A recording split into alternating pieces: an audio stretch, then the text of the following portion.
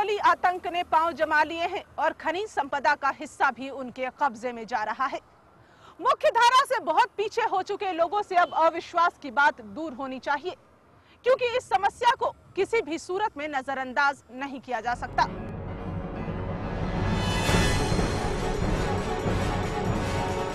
बिहार, उड़ीसा जैसे राज्यों की तरह झारखंड में भी नक्सलियों ने अपनी जड़ें जमा ली हैं।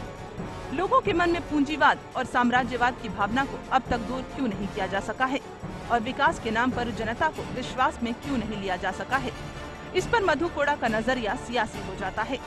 अच्छा, झारखंड तो झारखंडियों के हाथ में दे दिया गया, फिर नक्सलवाद से प्रभावित क्यों है झारखंड? अब इसलिए है कि अब चूंकि उनके पास में कोई नहीं रह गया, उसके पास में कोई मुद्दा नहीं रह गया, तो उसके बाद में क्या है कि अब चूंकि मिनरल्स जोन है, झारखंड मिनरल्स जोन है, कोयला, अबरक, लोहा, अब बहुत सारे ऐसे बॉक्साइट जैसे बहुत सारी संपदा है, तो अब उनका काम केवल रह गया पैसा लेना, पैसा असूलना, लेवी असूलना, ये उनका मुख्य उद्देश्य रह गया।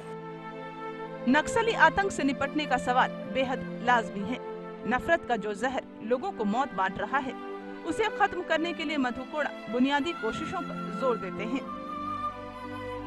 आप कैसे निपटेंगे नक्सल? मैं ये चाह रहा हूँ कि जो नौजवान है हमारे गांव के लोगों का, उन लोग को ये भागीदार ये होना चाहिए, एहसास होना चाहिए कि हमको कोई सुनने वाला है। और जो हर पदाधिकारी को हमने ब्लॉक से लेकर के जिला से लेकर के राजधानी के विभाग को हम लोग ने डायरेक्शन दे रखा है कि कोई भी व्यक्ति आएंगे उनकी शिकायत सुनना चाहिए। और जो बेसिक इंफ्रास्ट्रक्चर है झारखंड की, रोड, सड़कें, बिजली, पानी, क्या ये सड़कों का काम आप आउटसोर्स करने वाले हैं, किसी और को देने वाले हैं? रोड सेक्टर में बहुत हैवी इन्वेस्टमेंट है, तो उसके लिए हम लोग चाह रहे हैं कि बाहर वाले लोग आना चाहते हैं तो NOT BOT सिस्टम में जो भी अच्छा लगे राज्य सरकार तय करेगी। केंद्र सरकार से कितना सहयोग ले रहे हैं? तो शहर का डेवलपमेंट के लिए, विकास के लिए हम लोग चाहते हैं कि जो नेहरू शहरी विकास मिशन जो बना है उसके तहत में उसको माने ले लिया जाए और उसका डेवलप का काम किया जाए, ताकि आए दिन झारखंड बनने के बाद में पॉपुलेशन पर काफ़ी जोर से बढ़ोतरी हो रहा है और संख्या बढ़ रहे हैं,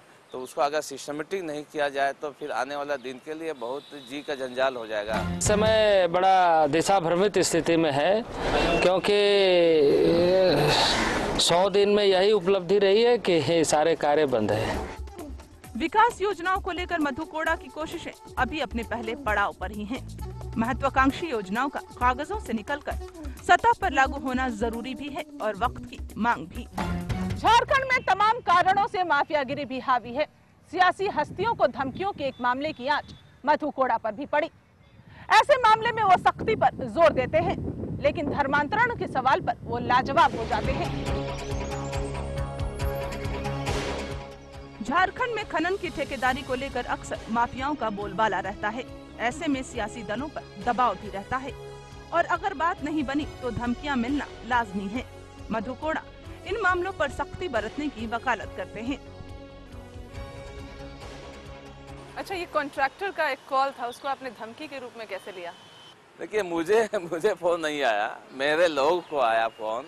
और फिर एक कॉन्ट्रैक्टर के क्या हैसियत है कि वो हमारे आदमी को कहे कि हम इसमें इंटरेस्टेड हैं, ये तो कहीं किसी भी दृष्टिकोण से सही नहीं है। ठीक है, उनको कॉन्ट्रैक्टर लेना है तो अपना आए, प्री बिडिंग PCM में आए, बिडिंग में आए, बिडिंग में जो लोएस्ट होता है उसको मिलता है। ये तो सिस्टम बना हुआ है, टेंडर का वो एक है सिस्टम है। अब वहाँ पर बिडिंग के सिस्टम से आए तो मिलेगा, लोएस्ट होगा, जो L1 होगा उसको मिलेगा। अब L1 होने के बावजूद भी अगर उसके ऊपर में कोई मामला चल रहा है, उसका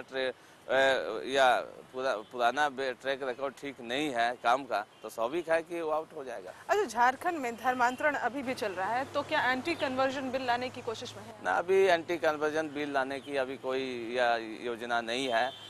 और ये चूंकि पिछले गवर्नमेंट में ये बात चर्चा हुई थी, अब इसमें ऐसी प्रकार की कोई बात नहीं है कि हम एंटी कन्वर्जन बिल लाएंगे। अभी इस पर आपने गौर नहीं? इस पर कोई गौर नहीं किया। भविष्य में भी इस प्रकार का कोई हम लोग लाने वाले नहीं है अभी।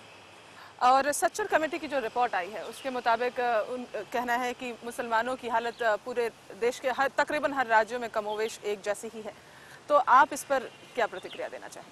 बिल्कुल है कि जहाँ तक अल्पसंख्यक जहाँ मुस्लिम भाई लोग का है कि अभी हम लोगों ने ये निर्णय लिया है, जो मदरसा के हैं, मदरसा में जो लोग या इस मदरसा में चलते हैं, टीचर का जो अपना उसका या सैलरी इंक्रीमेंट की बात है, उनकी भत्ता बढ़ाने की बात है, वो हम लोगों ने डिसीजन ले रहे हैं कि उनको हम लोग दे देंगे। उसके बाद मदरसा बोर्ड भी हम लोग बनाने जा रहे हैं राज्य के अंदर में, ताकि उसको ठीक ठाक से चले। सियासी खेल में मुख्यमंत्री की कुर्सी पाने वाले मधु कोड़ा को क्रिकेट और फुटबॉल का भी शौक है। खेल में भी उन्हें ज्यादातर जीत ही नसीब होती है। फुटबॉल और क्रिकेट के शौकीन मधु क्या करने वाले हैं आगे स्पोर्ट्स लवर्स के लिए? हम लोग पहले तो फुटबॉल काफी खेलता था, बीच थोड़े बहुत हम क्रिकेट भी खेल लेते हैं। वैसा में लगा रहा जीतते है, हैं हारते हैं? हाँ जीतते हैं, कई बार जीते हैं हम लोग। मधु कोड़ा मुख्यमंत्री बनने के बाद बेहद संजीदगी से अपनी कार्य योजनाओं को आगे बढ़ा रहे हैं। हालांकि उनकी राह नई है, लेकिन उनका आत्मविश्वास और फिलहाल संख्या बल उनके साथ है। झारखंड के नए मुख्यमंत्री की शिनाख्त है मधु कोड़ा। बिना किसी सहारे विधानसभा तक पहुंचने के बाद उन्होंने यूपीए के सहारे निजामत हासिल कर ली। उनके लिए ये पहला मौका है, लेकिन अपनी पारी दोहराने के लिए क्या करेंगे मधु कोड़ा? जनता के साथ हमें भी रहेगा इसका इंतजार। आपका नेता में आज बस इतना ही। अगले हफ्ते फिर मिलेंगे। नमस्कार।